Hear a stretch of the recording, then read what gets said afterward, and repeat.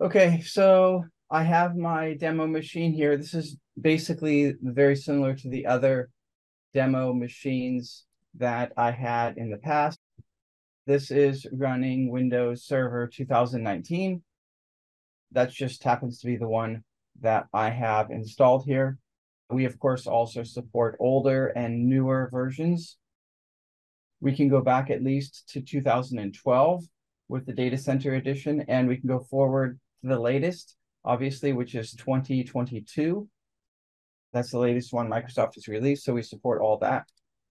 I have the Data Center Edition installed on this computer, as you can see, and it looks basically the same as the business and the home and even the free edition, in that it shows our name, it shows the edition, and then it has these same tabs here. You'll see these same tabs with all of our editions.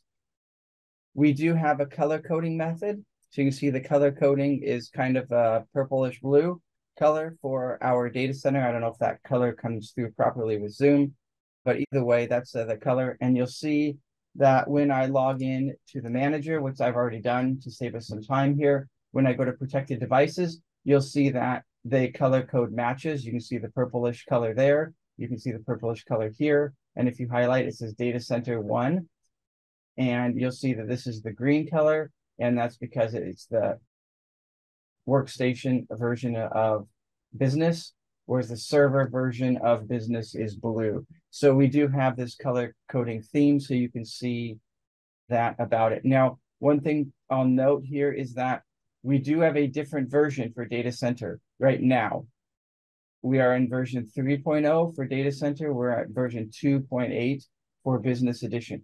However, because the products have so much in common, all the fixes that we put in for 3.0, any bug fixes we did for customers, we put in for 2.8 or 3.0, the fix level is the same on both of these. This one has, of course, additional features, which is why it's in a new version. At some point, we'll update the business edition to be 3.0 also, but that's just temporary right now. So that's the quick overview. Now, we do have a new setting for Data Center Edition. So if you go to the settings page, you'll see that we have the database protection, and it is the Data Center Edition. Now, I'm seeing the old text. We've actually changed this text because it doesn't say mirror shielding anymore. It just says, I think it says Microsoft SQL, and then it has protection, database protection and exfiltration protection, I think are the two, and you can enable or disable them. I disabled both of them to start the demo out. By default, this one is set to enable. So this one's set to enable. The database protection is set to enable by default, and the exfiltration is set to disabled by default. So you'll get protection and not exfiltration by default. And you'll see why that's the case as the demo continues. But those are the two new options we have with the data center. Now, we do sell the protection and the exfiltration together as part of the data center. So we haven't changed the cost. We did add this new feature, but we've kept that the same, and this comes with that. So those customers who have purchased already will get this exfiltration as part of their purchase, just like we do with the business edition. As we add new features to that, existing customers get it. That's part of the subscription for our customers. If they subscribe to our product, they not only get the product, but they get the continuing features that we add on to the product. So that's kind of the quick summary. Now, Data Center Edition is a superset of all the other editions. So we have updated, you've probably seen this already, but I won't spend a lot of time, but we have updated it on the editions. So we have our our free, home, business, and data center, and you can start to see which features each of them have, and you can see the free version kind of peters out soon, whereas the business edition continues with cloud management, one-click restore, large file support, and so forth. And then we've got more for the business edition, and then you'll see that we even have more for the data center. So the database guardian and exfiltration protection, those two features are new, obviously with the data center, as well as large disk support. up to 64 terabytes of data. So let me move into the actual demo. So I'll show you first my typical demo that you've probably seen from me more than once, just so you can see that happening here on the Data Center Edition. So what I'm going to do is I'm going to run the new encrypt tool, and I will run it on this testing folder. And you'll see that when I run this, all the data is encrypted. And if you open up this mirror shielding text document, you'll see that once it figures out what type of file it is all encrypted and random data. And if I right click on the testing folder, I go to NeuShield, I click revert changes, you'll see that 60 files were modified. I can just click revert, just like I could on the other one, and there they have come back, and I can open this file, and there it is. It's no longer encrypted. So you can see that mirror shielding works the same. Now I've added this SQL testing folder. Obviously that doesn't exist by default, but if we go over here to anti-ransomware, you can see that I have added the testing folder on the server as a protected folder. So that's why it is protected. Okay, so I won't spend a lot of time on that. You know how mirror shielding works. It works identical on the data center as it does anywhere else. That is not changed. So I'm not going to talk much more about the previous features that we have in Business Edition. Obviously, one-click restore, everything is still there. What I'm going to get into now is the data center, the database protection, the exfiltration. So for databases, there's 3 features that we have on databases.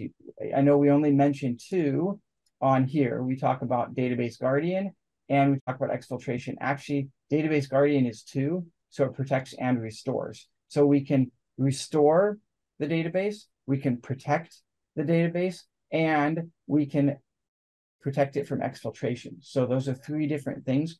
Previously, we only did the restore. So if you notice here, when I did the demo just now, we didn't protect these files from getting ransomed. They all got ransomed, right? And we recovered it. I mean, technically, in one sense, we protect it because the original files never got ransomed. Only the overlay got changed. However, with Data Center Edition, we can do more than just the recovery and protecting it from getting, from the original files. We can actually stop it from getting ransomed at all. Okay, now let me show you how that works. So I'll start out here with our data folder. Now, keep in mind that I've disabled those features. So if I go back here, I've actually disabled we called it mirror shielding. It's not actually mirror shielding. It's our database guardian. So our database guardian is disabled. Again, this is fixed. I just don't have the fixed portal right here, but this is disabled. So both of these are disabled right now. And if you go here, and I have added a README file actually in a previous demo. And if I go here, I can type something else in here. This is a test, test, right? And I can click here and save it. No problem. And I can open, you see the date changed, and I can open it back up, and there it is. This is a test, right? I can go and delete this file if I want to, and it's gone. And now it's in the recycle bin, right? Whatever I want to do, I can do. I can go in here and I can add a new file, right? If I want to, okay? I can even mess with existing files if I want to. I can go in here, open this file up with Notepad, and I can delete part of the certificate and say hello and save it. And boom, I've just messed up that certificate, right? So I can do whatever I want here, as you can see, because these are not protected. Now, I won't be able to modify these files, not because they're protected, because they're open by SQL. If I stop SQL, I can delete these files, I can mess with them. And that's what an attack is going to do, right? It's going to stop SQL, and then it's going to muck with these files, right? I'm just showing you the other files in this folder because it's easier than stopping the database and showing you. And besides, if I mess with these, then I'll break the database. I don't want to do all that just for this demo, but you get the idea. You can change anything in this folder. You can actually change anything. There's no protection, right? You can do everything you can do in Windows. We have not protected anything, okay? So what I'm going to do now is I'm going to add the protection. So I'll just close this and I'm going to go back in here. And for now, I'll just enable the protection. Okay. And I will save it. And you'll see that the policy version number is now 90. Okay. So now what I'll do is I'll open this up and I will look at the policy number here. And you can see that the policy version is 90. So we do have the same version. So we do have that protection. So let me open this back up, go back to the data folder. Again, you can see this is the data folder, all these files I've been messing with. And now I can go in here and try and make a change. I'm going to actually just delete this instead and go to save it. And you'll see that it doesn't just save it immediately. It goes to this screen. I'll click save again and save again. And you can see that it doesn't allow us to do that. And it says permission. Well, maybe, maybe people are thinking, well, that is because you don't have permission. Well, then I'm going to run Notepad as an administrator instead. So run as an administrator. And now I'm going to go ahead and open one of these files up. I'll open this one up and I'll add, just like I did before, a new addition. Oops. And I will save that. And you can see that it still doesn't save. When I click save, it still says not permission. Now you can use a hack and run this as local system. It doesn't matter what permission you run it at. We're not going to allow it to save. It's not a permissions issue. We just return back it's a permissions issue because that solves a lot of issues. Yeah, there's a lot of errors we could return. We just return the permission denied, even though it's not actually permission denied. Just like I said, it solves a lot of issues. Most programs know how to handle not enough permissions properly. If we return other errors, they don't know how to handle it properly. But we're not allowing any changes to be made to any of these files on this folder, right? Let's say I want to go, and same thing with this file. I'll just delete some of these. Let's say I want to delete some of these. Okay, I'll try and delete it. You see access denied. I can't even delete it, right? Okay, I'll skip that one. I can't do this one either. So I can't delete any of these files. So I can't make any changes to these. That's what protection does. Now, if I stop the database and I try and modify these files, it still wouldn't work. It's not just these external files. All files in the data folder are protected. And it doesn't matter where the data folder is or how many data folders they have, right? They may have multiple instances of SQL with multiple database data files, folders stored all over in a different volume. It doesn't matter. All of them are going to be protected because we query SQL to find out where those database files are, or the data files are, and we protect all of them. So that's what protection is. It's more than just, what we do with near shielding to protect the original files, but still allowing them to be encrypted. In this case, if encryption got on this machine, it could not even encrypt these files. They would never be encrypted because we block that. We lock it down. Okay. Now, this AdventureWorks table here, you can see this. It's stored in this data folder that's protected. Now, if I open up the database using Studio Manager here,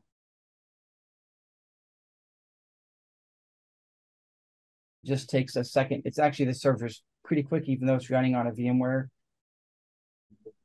but it still takes a second to open it up the first time. So you'll see I'm going to log in the normal way that I log in with in my instance. I only have one database instance set up on this server. If we open up all the databases, we also have this AdventureWorks.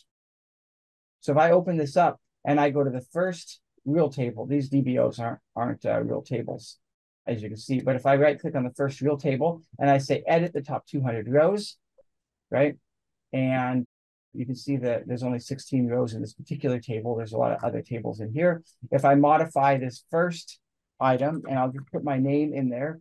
Now, if I stay on this row, it doesn't save it. You can see here, it says this cell has changed, but it's not been committed to the database. The reason is I stayed on the row. The way SQL works is as long as you're on that row, you can make changes and it'll only commit once you leave that row. So if I click off of this row and I click onto the next row, you see it disappeared. Now it's committed the change to disk. Now this change has been committed. And if you notice, it was able to commit it to that file, even though it's protected. Okay, so that's what protection is. So let's move on to the next part. I think that there are some questions about exfiltration. So let's enable the next piece. I'm going to go ahead and enable exfiltration and save it. And you can see now we have policy version 91. So let me minimize this, go back to my client, open this back up, and let's look at this. And you can see that it is policy version 91. So now we know that we have the exfiltration enabled. So let's go back to the data folder, and it's empty. There's no data folder. It's gone. It's very difficult for somebody to steal data that doesn't exist. In fact, let me do this. Let me open this up as an administrator. And what I'm going to do is I'll even copy this path out here. Okay. Well, in fact, let me not even copy that path. Let me just do this.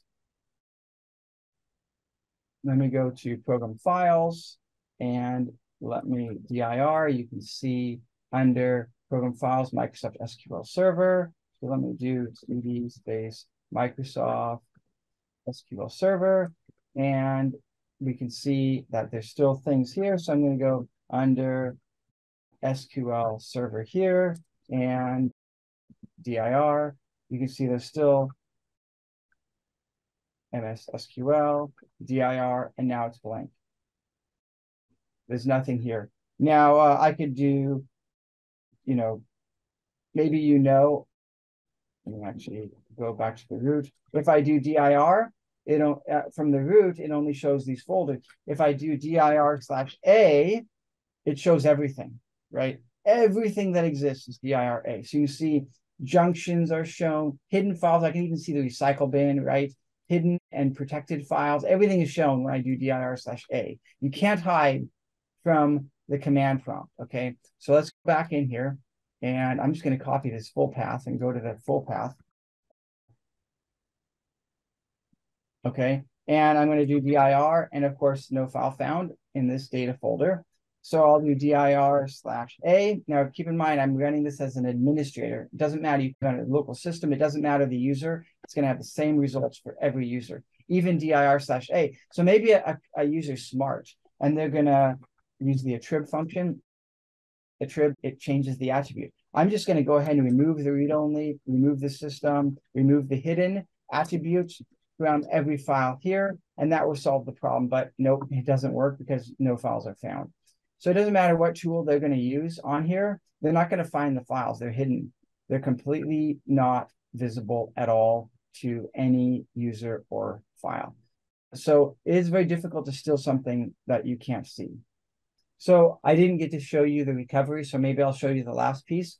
Let me go ahead and now, of course, we can do the recovery I can keep these enabled and we'll just do the recovery at this point if we want. It's not going to matter if those are enabled or not.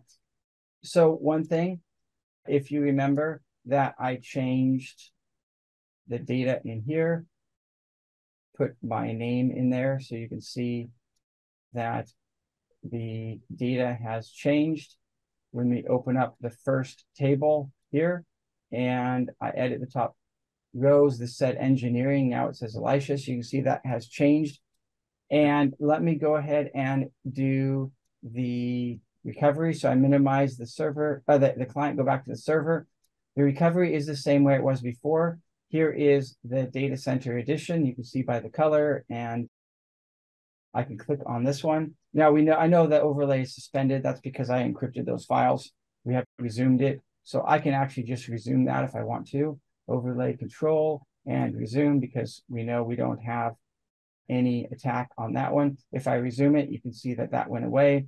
And if I open up our client, you can see that it no longer shows that little mark, and top, it doesn't say that it's paused anymore. So we've unpaused it, but that's not the real important thing. What we want to do is actually do the one-click restore. So I can go ahead and click on that. And now you'll see that with the Datacenter Edition, we have a new option here for Microsoft SQL Server. Now, if you do full system restore, this is just the normal one-click restore. If you do with Microsoft SQL, This is the SQL restore. Now, keep in mind that when we restore SQL Server, we do also restore the entire operating system and all the data files and all the SQL configuration and the SQL binary files. So it's all restored in a set all together. Because the idea is that when an attacker comes in and tries to encrypt the database and mess up the system, a lot of times the whole SQL will not be working. So a lot of people think if I get hit with ransomware, I can just go to my backup. That is not true. You cannot restore data on an SQL server that's malfunctioning. If you've been hit with ransomware and your SQL server got ransomed, the SQL server will not be running. The service may be broken, the configuration may be broken. It's not going to allow you to restore. You've got to rebuild the server, get it all working again before you can restore the data. That's a lot of work. You have to call in a DBA. They have to figure out why it's broken, recover it. You've obviously got to remove the virus, the ransomware. All that takes time before you can even get to the backup, right? So with our product, it's very simple. It's a single click right here. Once we click on this button here, we'll do all that. We'll recover all that. We'll recover the configuration. We'll recover the data files. We'll recover the operating system, the registry keys. Everything will be restored as a set back to that point so that they know for sure that the data is going to be up and running and the data will not be inconsistent. It will be consistent data because we're working with SQL to recover it as a snapshot at a point in time so that we know it's the same as a backup would. If you restore a backup, you know your data is not inconsistent. Same thing with us. The data is consistent, the configuration consistent, everything is going to be running, and they know they're up and running no matter what kind of damage they had before. So let me go ahead and click on this, and I will type some kind of a message, and I'll click restore, and I'll click confirm, and the command was sent. It can take sometimes up to 5 seconds. I think it took the max amount of time that time. So I can minimize the server, jump back over to the client, and you can see this confirmation. I'm just going to close this to save time. The one-click restore has started progress. Now, in order to recover the configuration and the binary files and everything else of SQL and the operating system and everything, we have to reboot. Obviously, we can't recover drivers and services and tasks and binary files of SQL without rebooting because those files are in use and so forth. So we will reboot, and we do it all during the normal one-click restore process. And you'll see that it not only recovers the operating system, but you'll see the data that I made when I made that change, that gets recovered also. Now it takes about a minute to prepare the one-click restore. Basically what we're doing is we're creating the boot environment during this point. We have to create the boot environment dynamically each time we want to do the one-click restore. So that boot environment is about 1 gigabyte data that we have to create. Well, technically it's already there. We have to modify it. And so we're creating that boot environment for this particular instance of one-click restore. And that tells us inside that boot environment, it has information like when do we need to go back to, what's the date, and so on and so forth. Where are the recovery files? Where's the operating system? All this information is being put into that recovery image.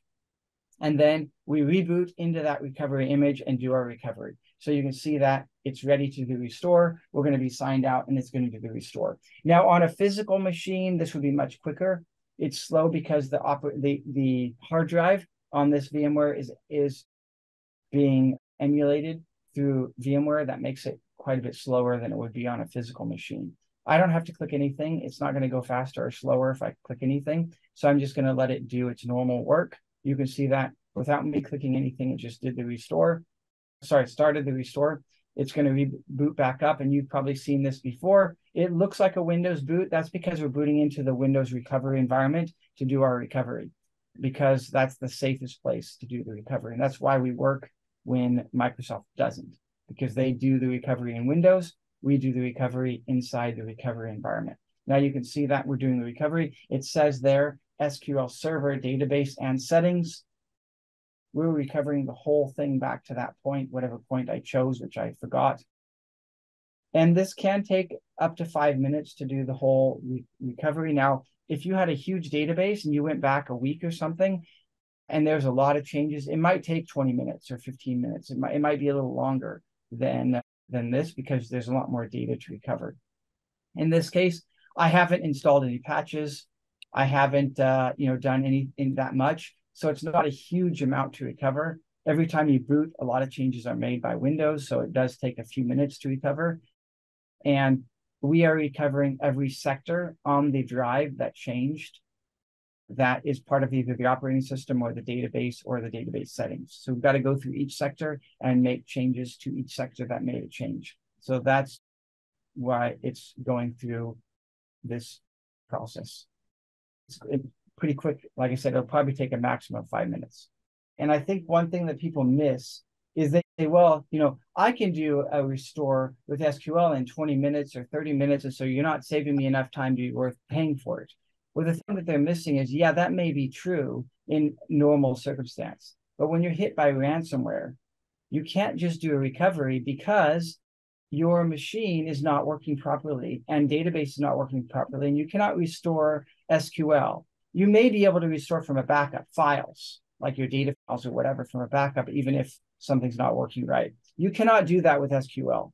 SQL cannot be restored back to a non-working SQL server. Right? You've got to have the database working. You've got to have something to restore back to, right? So that's not going to be typically happening in a case of ransomware. So with our one-click restore, it saves a lot of time, a lot of resources. You don't have to call the DBA. You just push a button and you got it back running again. Now, you can see that it finished. Now, the files are still protected. So if I go here, it's still empty. So you can't see, but it put those files back the way it was. If I go and I'm going to go back to disable the exfiltration protection so that we can actually see those files. It should be, I think, 92. Let's see if got it. 92. Yep. So if I go back to the data files, you can see now there's only the README, right? And if I open this back up with Notepad, you'll see that the part I messed up is recovered again. We recovered this whole thing, right? So it's back the way it was previously. And if I open this up in SQL Manager, you're going to see that it no longer says Elisha. Now it goes back to engineering, just like it is supposed to do. So we did the recovery and everything's working back the way it was exactly at that time when we took that snapshot. So let me just go in here and show you that. I'm sure you trust it, but it's nice to see it. That's the whole idea of a demo. So you can see that it says engineering again, and everything was put back the way it was. So that shows you how easy and quick it is to now recover SQL that got damaged. Now, if somehow the database does get encrypted, let's say they find a way around us in some weird way, they encrypt the data, whatever, we can still recover it, right? So you can see that here, it will all go back and be recovered the way it was at that snapshot. All right, so that's pretty much everything I think I was going to show you.